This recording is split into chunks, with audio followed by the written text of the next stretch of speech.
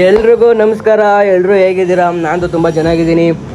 ಮೊದಲಾಗಿ ಎಲ್ರಿಗೂ ಮಕರ ಸಂಕ್ರಾಂತಿ ಹಬ್ಬದ ಶುಭಾಶಯಗಳು. ನಮ್ಮ ಮಂಡ್ಯ ಸುತ್ತಮುತ್ತ ಎಲ್ಲೂ ನಡೀದಿರೋಷ್ಟು ಗ್ರ್ಯಾಂಡಾಗಿ ನಮ್ಮ ಹೊಸಳ್ಳಿಲಾಗುತ್ತೆ. ಬನ್ನಿ ಗೈಸ್, ಎಲ್ಲನೂ ತೋರಿಸ್ಕೊಡ್ತೀನಿ. ಫುಲ್ ವಿಡಿಯೋ ನೋಡಿ, ನಿಮಗೆ ಕಂಪ್ಲೀಟ್ ಎಲ್ಲ ಗೊತ್ತಾಗುತ್ತೆ. ಯಾವ ಥರ ಹಬ್ಬ ಆಚರಣೆ ಮಾಡ್ತಾರೆ ಅಂತೆಲ್ಲ ಗೊತ್ತಾಗುತ್ತೆ.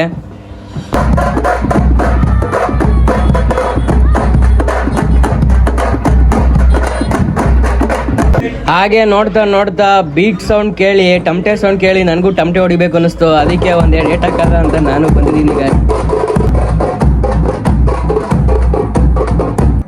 ನಮ್ಮ ಹೊಸಳ್ಳಿ ಬಿಸ್ಲಮ್ಮ ಅರ್ಬನ್ ಸರ್ಕಲಲ್ಲಂತೂ ಜನ ತುಂಬೋಗ್ಬಿಟ್ಟಿದ್ರು. ಜನ ಸಾಗರ ನೋಡ್ಬೋದು ನೀವೇನೆ ಯಾವ ಥರ ಇದ್ದಾರೆ ಅಂತ. ಅಷ್ಟು ಜನ ಇದ್ರು. ಇನ್ನೊಂದು ಸ್ವಲ್ಪ ಹೊತ್ತು ಹೋಗ್ಲಿ ನೋಡಿ, ಇದಕ್ಕಿಂತ ಜಾಸ್ತಿ ಜನನೇ ಬರ್ತಾರೆ. ನಿಮಗೆ ಗೊತ್ತಾಗುತ್ತೆ ಯಾವ ಥರ ಅಂತ. ಮುಂದೆ ವಿಡಿಯೋದಲ್ಲಿ ಹಾಕ್ತೀನಿ.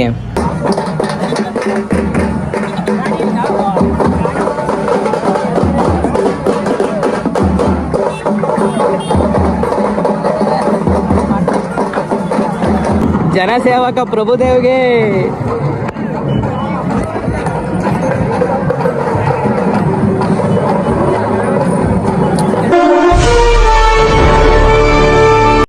ನಾವು ಮೇಲ್ಗಡೆ ನಿಂತ್ಕೊಂಡು ನೋಡ್ತಿದ್ದಿದ್ಕು, ಸನ್ಸೆಟ್ ಆಯ್ತಿದ್ದಿದ್ಕು ಒಳ್ಳೆ ವ್ಯೂ ಅನ್ನಿಸ್ತು. ಹಂಗೆ ಈ ಕಡೆಗೆ ಬಂದು ನೋಡಿದ್ರೆ ಆಗ್ಲೇ ಇಷ್ಟು ಜನ ಬಂದ್ಬಿಟ್ಟವ್ರೆ.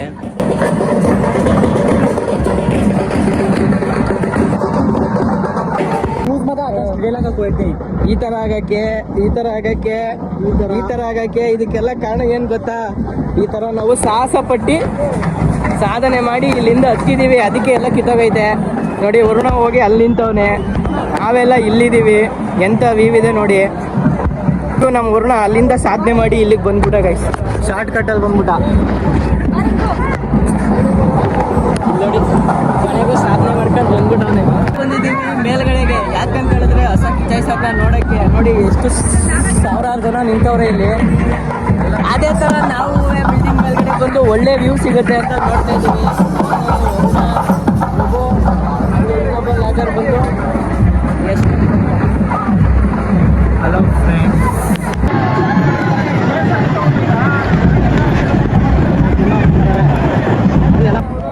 ಶಾರ್ಟ್ಸ್ ಹೊಡೆಯೋಕ್ಕೆ ಸ್ಟಾರ್ಟ್ ಮಾಡಿದ್ರು ಗೈಸ್. ಹೆಂಗೆ ಅಂತೀರಾ? ಮಾತ್ರ ನಾವಿದ್ದಿದ್ದು 3ನೇ ಫ್ಲೋರಲ್ಲಿ.